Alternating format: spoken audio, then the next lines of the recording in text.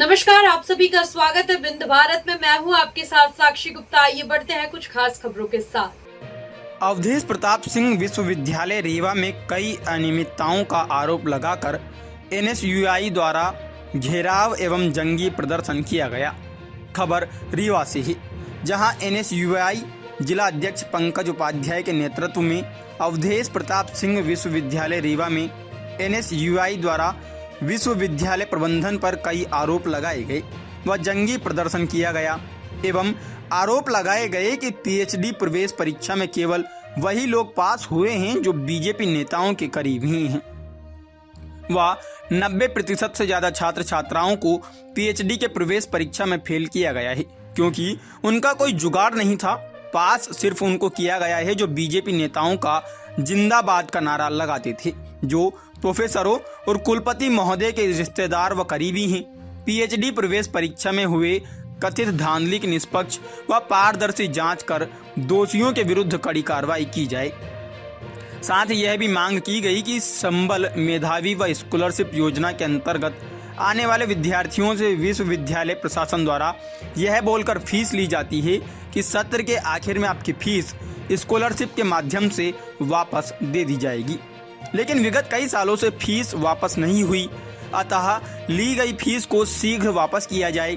इतना ही नहीं, एनएसयूआई द्वारा यह मांग भी की गई कि कई प्राध्यापक ऐसे नियुक्त हैं जिनके पास ना तो पीएचडी की डिग्री है और ना ही उन्होंने यूजीसी नेट क्वालिफाई किया है, तो वह विश्वविद्यालय में पढ़ाने के योग्य नहीं हैं, लेकिन फिर भी वह विश्वविद्यालय में शिक्षण का कार्य कर रही हैं।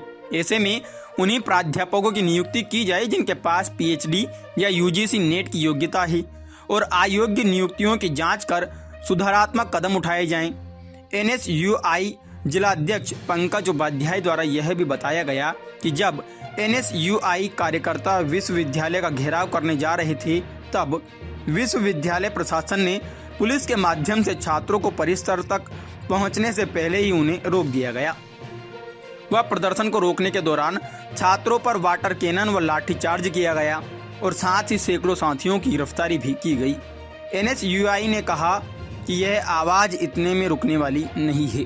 हम अपनी मांगों पर तब तक अडिग रहेंगे जब तक प्रशासन द्वारा त्वरित और ठोस कार्यवाही नहीं की जाती। प्रदर्शन के दौरान बड़ी संख्या में एनएसयूआई कार्यकर्ता व छात्र मौजूद रहे।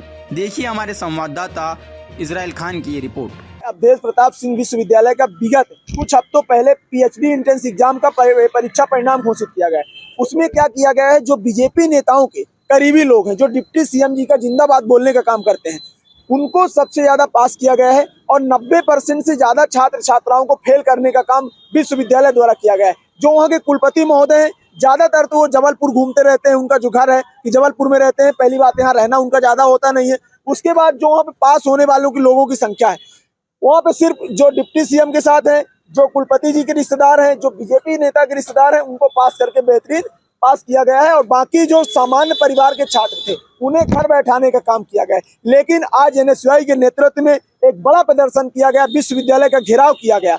मामला आप एक पीएचडी एंट्रेंस एग्जाम का रहा, एक आपका विश्वविद्यालय द्वारा 3-4 वर्षों से स्कॉलरशिप नहीं दी जा रही है और साथ में जो स्कॉलरशिप है वहाँ की, और वहाँ पे छात्र छात्राएं पढ़ रहे हैं संबल मेधावी के अंतर्गत। आखिर ये बताइए, संबल मेधावी के अंतर्गत क्यों पढ़ते हैं छात्र जब वो शुल्क देने लायक नहीं होते? तो उनसे शुल्क वसूलती है विश्वविद्यालय। एक लेटर क्यों नहीं जारी कर देती विश्वविद्यालय कि हम सरकार द्वारा जो योजनाएं चलाई जा रही है उनका हम पालन नहीं करेंगे, लेकिन छात्रों को लॉलीपॉप दिया जाता है, 1 महीने के अंदर आपकी शुल्क वापस की जाएगी। उनकी शुल्क वापस नहीं की जाती।